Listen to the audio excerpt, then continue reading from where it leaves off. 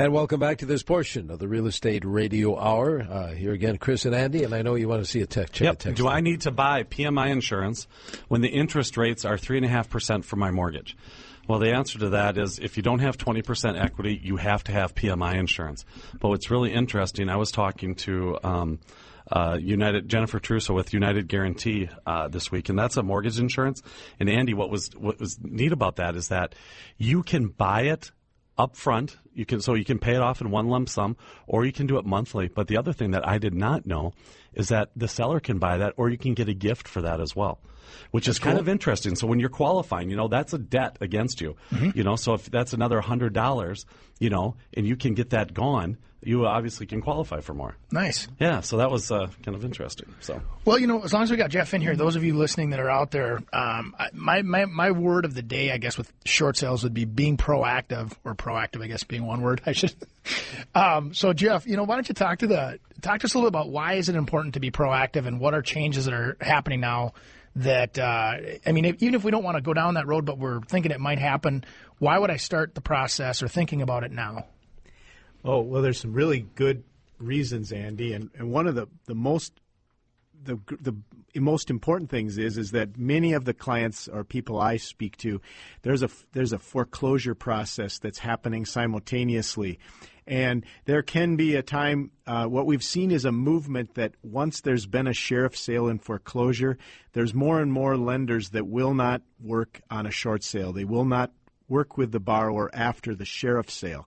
So I really would urge anyone that is in that situation, they receive a foreclosure sale notice, that they act as soon as possible, because the homeowner actually has the right under state law to postpone that sheriff sale, thereby giving themselves 5 more months to complete a short sale. That's a good point. I was actually going to say the same thing, because that's a real proactive way as a seller.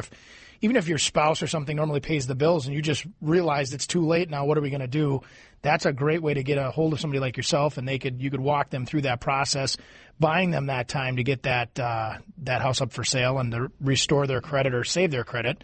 And that's where I'm going to lead into this, because I hear this constantly, and I think it's a big misconception.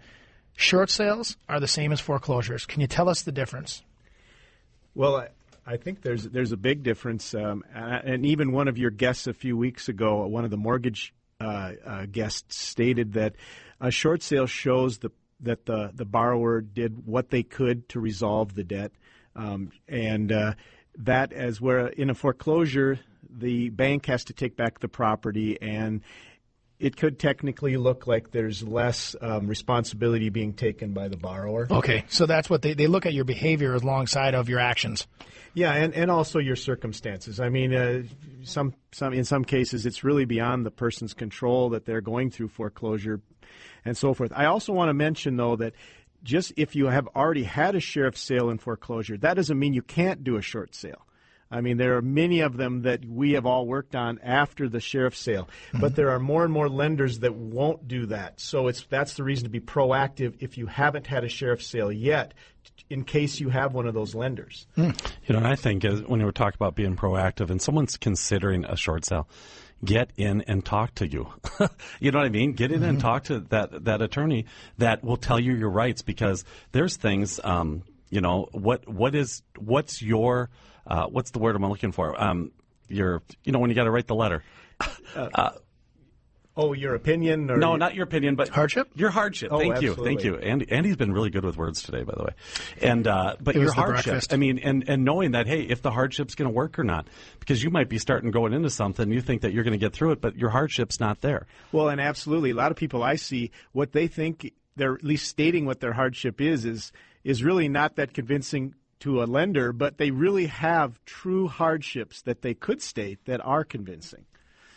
That's so true. All right, we're going to take a break here. We'll come back. I know we're going to be talking with Jennifer again, and among other things, and taking your questions too. 651-989-9226, 651-989-9226. Back with more of the Real Estate Radio Hour here on 830 WCCO.